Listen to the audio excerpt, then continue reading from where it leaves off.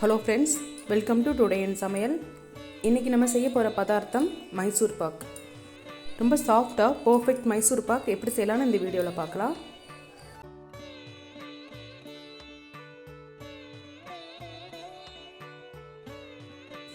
ஒரு பவுல் எடுத்துக்கோங்க. அதில் ஒரு கப் அளவு கடல மாவு சேர்த்துக்கிறேன். அதே கப்பால் அரை கப் அளவு நெய் சேர்த்துக்கிறேன். இந்த ஒரு கப் அளவு கடல மாவுலேயே 1 கிலோலேருந்து 1.5 கிலோ வரைக்கும் நம்ம மைசூர் பாக் செய்யலாம். இந்த மைசூர் பாக்குக்கு நெய் தேவையே இல்லை, சாதாரண ரீஃபைண்ட் ஆயிலே செய்யலாம். நான் நெய் ஆட் பண்ணிக்கிறேன். உங்களுக்கு நெய் வேணான்னா அதுக்கு பதிலாக ரீஃபைண்ட் ஆயில் சேர்த்துக்கோங்க. எதுவாக இருந்தாலும் அரை கப்புலேருந்து 3/4 கப்பு வரைக்கும் நெய்யோ ஆயிலோ சேர்த்துக்கோங்க. இதை மாவோட ஒத்தாப்பில் நல்லா மிக்ஸ் பண்ணி எடுத்துக்கலாம்.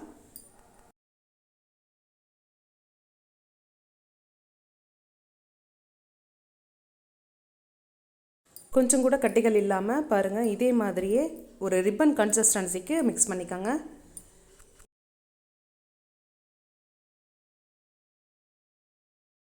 இந்த மைசூர் பாக்கை ஷேப் பண்ணி கட் பண்ணுறதுக்காக ஒரு ட்ரே ரெடி பண்ணிக்கோங்க. இதில் இந்த பாகு ஒட்டாத அளவுக்கு ஆயில் தடவி ரெடி பண்ணிக்கலாம். இல்லை பட்டர் பேப்பர் கூட நீங்கள் யூஸ் பண்ணிக்கலாம். பட்டர் பேப்பர் இன்னும் நமக்கு ஈஸியாக இருக்கும் எடுக்கிறதுக்கு. இருந்தாலும் நான் உங்களுக்காக ஆயில் தடவி காட்டுறேன். இப்போ கொஞ்சம் பெரிய கடாயை எடுத்துக்கோங்க. கடாயை சூடு பண்ணி 1.5 கப் அளவு சர்க்கரை சேர்த்துக்கலாம். இந்த 1 கப்பு கடல மாவுக்கு 1.5 கப்பு சர்க்கரை கரெக்டாக இருக்கும். உங்களுக்கு இன்னும் அதிகமாக வேணும்னா 2 கப்பு சேர்த்துக்கோங்க. இப்போ இந்த சர்க்கரை முழுகிற அளவுக்கு தண்ணி சேர்த்துக்கலாம். கரெக்டாக நம்ம சேர்த்துருக்கிற இந்த சர்க்கரை முழுகிற அளவுக்கு தண்ணி வைங்க போதும். இப்போ கேஸ் ஸ்டவ்வை ஹை ஃப்ளேமில் வச்சு இந்த சர்க்கரையை நல்லா கரைச்சி விட்டு கொதிக்க விடுங்க. இந்த ஸ்வீட் செய்கிறதுக்கு நல்லா எக்ஸ்பீரியன்ஸ் இருந்து பண்ணுறவங்க இந்த சர்க்கரைக்கு பாகு பார்க்க மாட்டாங்க. இந்த ஸ்வீட் இதுக்கு முன்னாடி நான் செஞ்சதில்லை, இதான் ஃபர்ஸ்ட் டைம் நான் ட்ரை பண்ணி பார்க்க போகிறேன்றவங்க கரெக்டாக இதை ஸ்டெப் பை ஸ்டெப் செய்யுங்க. இப்போ இதில் உள்ள சர்க்கரை நல்லா கரைஞ்சி கொதிக்க ஆரம்பிச்சிருச்சு. இப்போ இதில் பாகுபதம் செக் பண்ணிடலாம். கரெக்டாக 1 ஸ்டிக் கன்சிஸ்டன்சி வர மாதிரியே பார்த்துக்கோங்க. இப்போ இந்த பாகில் 1 ஸ்டிக் கன்சிஸ்டன்சி வந்துடுச்சு. இப்போ நம்ம கரைச்சி வச்ச அந்த கடல மாவு கரைசலை இந்த சர்க்கரை பாகோட சேர்த்துக்கலாம். அடுப்பை ஹை ஃப்ளேம்லேயே வச்சுக்கலாம். இதை கைவிடாமல் மிக்ஸ் பண்ணி விட்டுக்கிட்டே இருங்க.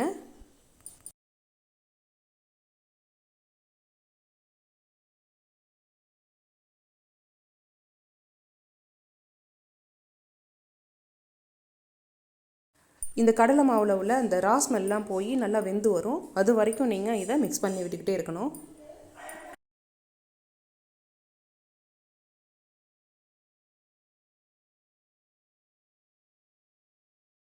இந்த மாவு நல்லா வெந்து இந்த பாகு நல்லா கொதித்து நுரைச்சி வரும். அது வரைக்கும் நீங்கள் இதை மிக்ஸ் பண்ணி வேக விடுங்க. பாருங்கள், வெந்து நல்லா நுரைச்சி இந்த கன்சிஸ்டன்சி வரும்பொழுது இதில் கொஞ்சம் கொஞ்சமாக ஆயில் ஆட் பண்ணுங்கள். இந்த பாகில் ஆயிலோ இல்லை நெய்யோ சேர்க்கும் பொழுது சூடாக இருக்கணுன்றது அவசியம் இல்லை. சூடு பண்ணாத நார்மல் நெய்யோ ஆயிலோ கொஞ்சம் கொஞ்சமாக சேருங்க. நீங்களே பாருங்கள், நான் ஹீட் பண்ணாத நார்மல் நெய் தான் சேர்த்தேன். ஏற்கனவே இந்த கடல மாவில் நான் அரை கப் அளவு நெய் சேர்த்துருக்கேன். இப்போ நான் சேர்க்குற இந்த ஆயிலில் 1/4 கப் அளவு ஆயில், 1/4 கப் அளவு நெய். அப்போ பாகு கூட சேர்க்குற அளவு அரை கப்பு. மொத்தமாக இதுக்குன்னா 3/4 கப் அளவு நெய், 1/4 கப் அளவு ரீஃபைண்ட் ஆயில் சேர்த்துருக்கேன். அப்போ 1:1 ரேஷியோ வரும். இந்த அளவுலேயே நம்ம பர்ஃபெக்டான மைசூர் பாக் செஞ்சிடலாம். இப்போ இந்த பாகு கொதிக்கும் பொழுது கொஞ்சம் கொஞ்சமாக ஆயில் சேர்த்தோம். இப்போ எல்லா ஆயிலையும் சேர்த்தாச்சு. இது கூட இப்போ 1 டீஸ்பூன் ஏலக்காய் தூள் சேர்த்துக்கிறேன். நீங்கள் ஆட் பண்ணுற ஆயில் அதுக்கப்புறம் இதை எடுத்துக்கல, எண்ணெய் நல்லா பிரிஞ்சு வருதுனாக்கா நீங்கள் ஆயில் ஆட் பண்ணுறதை ஸ்டாப் பண்ணிக்கலாம். அதுதான் நீங்கள் ஆயில் ஸ்டாப் பண்ணுறதுக்கு கரெக்டான கன்சிஸ்டன்சி. இப்போ பாருங்கள், நம்ம சேர்த்த ஆயில் நல்லா பிரிஞ்சு வருது.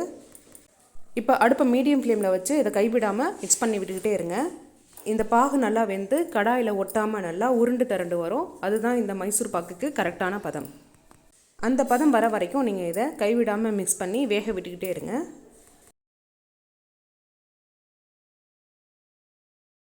நீங்களே பாருங்கள், முன்னாடி இருந்ததுக்காக இந்த பாகு நல்லா வெந்து கொஞ்சம் திக்கான கன்சிஸ்டன்சிக்கு வந்திருக்கு. இது இன்னும் நல்லா உருண்டு திரண்டு வரணும்.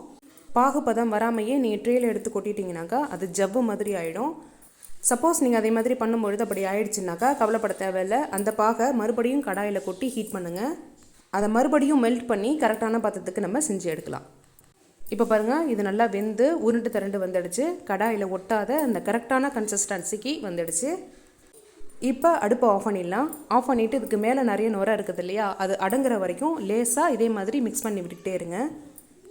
நீங்கள் செய்கிற அந்த மைசூர் பாக்குக்கு கடையில் உள்ள மாதிரியே இந்த நடுவில் ஏர் பபிள் வேணும் அப்படின்னாக்கா இந்த நுரையோடு கொட்டலாம். அப்படி வேணாம், அந்த கிறிஸ்பினஸ் வேணாம், ரொம்ப சாஃப்டாக இருக்கணும்னாக்கா இதே மாதிரி நல்லா இந்த நுரையை ஆற்றிட்டு அதுக்கப்புறம் ட்ரேயில் கொட்டுங்க. எனக்கு கிறிஸ்பியாக வேணாம், நல்லா சாஃப்டாக வேணுன்றதுனால அடுப்பை ஆஃப் பண்ணிவிட்டு ஒரு 2-3 மினிட்ஸ் இதை நல்லா மிக்ஸ் பண்ணுறேன். இப்போ ஏற்கனவே ஆயில் தடவி ரெடி பண்ணி வச்சுருக்கிற அந்த ட்ரேயில் இந்த பாகை கொட்டுங்க. நீங்கள் பர்ஃபெக்டாக இதே மாதிரி செய்கிற மைசூர் பாக் 10 நிமிஷத்துலேருந்து 15 நிமிஷத்துலேயே இது நல்லா இறுகிடும். கரெக்டான பதத்தில் நீங்கள் மைசூர் பாக் பண்ணலைன்னா 4 மணி நேரம் இல்லை 5 மணி நேரம் ஆனாலும் அது இருக்காது, ஒரு மாதிரி ஜவ்வு மாதிரி இருக்கும். இப்போ இது எல்லாத்தையும் ட்ரேயில் கொட்டியாச்சு. ஒரு 10 நிமிஷம் இதை அப்படியே விட்டுடலாம்.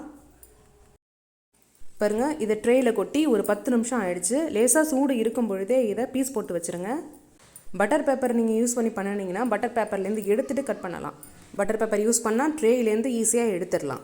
ஆயில் தடவின ட்ரேயில் நீங்கள் சூடு இருக்கும் பொழுதே இதை கட் பண்ணால் தான் ஈஸியாக எடுக்கலாம். அதனால் இது லேசாக சூடு இருக்கும் பொழுதே கட் பண்ணி வச்சுருங்க. அப்போ தான் நமக்கு பர்ஃபெக்டான ஷேப்பில் கிடைக்கும். இறுகினதுக்கப்புறம் இது ரொம்ப டைட்டாக இருக்கும். சென்டரில் உள்ள பீஸ் எடுத்துட்டிங்கன்னா மற்ற பீஸ் எல்லாம் ஈஸியாக எடுத்துடலாம். இப்போ பாருங்கள், நம்மளோட இந்த மைசூர் பாக் பர்ஃபெக்டான ஷேப்பில் ரொம்ப சாஃப்டாக ரெடி ஆகிடுச்சு. பாருங்கள், குயிக்கான டைமில் ரொம்பவே சாஃப்டாக டபுள் கலரில் மைசூர் பாக் நம்ம செஞ்சு முடிச்சாச்சு. உங்களுக்கு இந்த ரெசிபி பிடிச்சிருந்ததுன்னா ஷேர் பண்ணுங்கள். மறக்காமல் என் சேனலை சப்ஸ்கிரைப் பண்ணுங்கள். தேங்க்யூ.